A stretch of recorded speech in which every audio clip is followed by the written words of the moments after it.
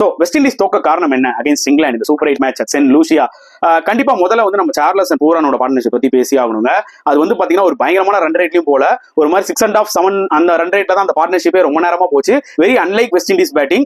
அது வந்து பாத்தீங்கன்னா ஒரு மொமெண்டமே வந்து பாத்தீங்கன்னா டோட்டலா லாஸ்ட் ஆயிடுச்சு. ஆக்சுவலா வெஸ்ட் இண்டீஸ் நல்ல பேட்டிங் ட்ராக், இன்னுமே அக்ரெசிவா விளையாடி இருக்கலாம். அவங்களும் அக்ரெசிவ் பிளேயர்ஸ் தான், ஏன் அப்படி விளையாடுனாங்கன்னு தெரியல.